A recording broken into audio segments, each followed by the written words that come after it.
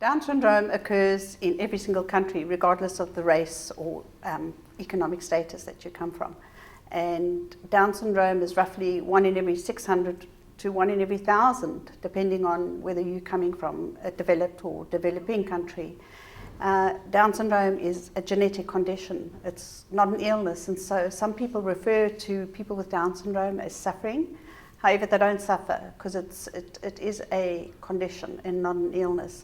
It's not something that you can pick up from somebody. It's something that you're born with and occurs at conception. And so people with Down syndrome live with Down syndrome their entire life. And in some countries, it is more prevalent than in other countries. And so in some countries, people are more aware of it than in other countries. And we are trying to do as much as what we can to raise as much awareness around the condition so that people have less misconceptions and myths around it. People with Down syndrome can do things that a lot of people think that they can't do. They can go to schools and they can get employed. We've got many people with Down syndrome that have driver's licenses and are driving. So many people think that because they have the condition that they can't do certain things, and because of that they are held back.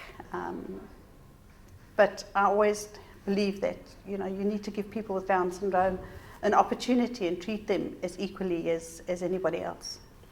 So Down Syndrome International is an international organisation for people with Down syndrome and their families, and we have been doing outreach programs to countries that are in need specific assistance and support, especially in countries where the government hasn't been supportive of people with Down syndrome. And what we do is we go into the country and we have done some programs in terms of providing health care guidelines and teaching health professionals as well as education. And we've brought a number of delegates from developing countries here to the conference to learn about Down syndrome and hope that they will be able to take that home. So we provide quite a high level of support to those that are in need. Going to Down syndrome is very difficult. Very little funding goes towards Down syndrome or even towards Down syndrome research. And it's unfortunate that in most countries, organisations such as Down syndrome organisations in the local countries are really finding it difficult to get that support from governments or from other people to support the needs of people with Down syndrome. The discrimination against people with Down syndrome is quite prevalent, and especially in more poverty-stricken areas.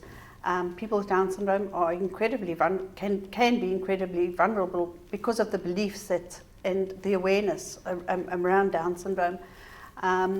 We have a lot of cases of people with Down syndrome being neglected as well as being abused.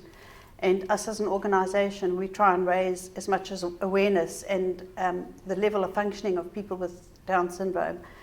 And we have an awareness day on the 21st of March every year and host a conference at the United Nations to try and bring the issues around the discrimination and their vulnerability, as well as many other issues around Down syndrome, to the fore so that we do raise the level of awareness and perceptions more positively. Well, there's been much research, but the most sort of hot topic at the moment is around Alzheimer's and ageing.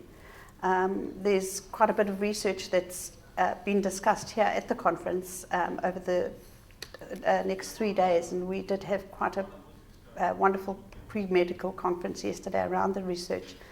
But interesting is the research around Alzheimer's and ageing, which is something that's a bit of a concern for parents about our children with Down syndrome, especially when they get older. What's going to happen to our children, and so it's great to know that is being done. Well, many of the challenges is the knowledge and the perceptions, and as I said, we are as an organisation trying to raise as much awareness around the challenges and around the issues. Through the various governments and instruments like the United Nations on the Convention on the Rights of the Child, as well as on the rights of people with disabilities. And we hope that through learning and knowledge that people will bring these issues to their governments and to ensure that their rights are met and that they will not be treated differently. Well, hopefully 5 years from now that we've reached more people and we've been able to give them more knowledge around the condition, that we are able to improve the lives of people with Down syndrome. And that is one of our values and our visions, is that we are able to assist as many as possible. Personally, I'm a parent of a child with Down syndrome. It's been an incredible journey. I don't know that it's been for me a challenge. It's as I said, it's been an incredible journey, and I think many parents feel exactly the same.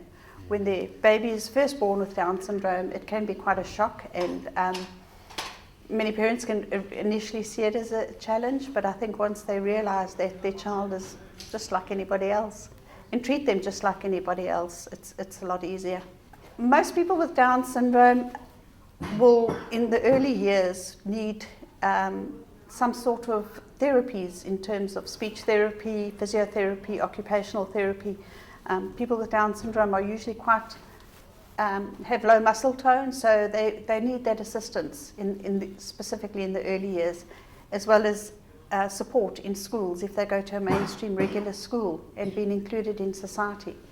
So that is our vision, that we can get as many children out there into society and to be included and to be accepted.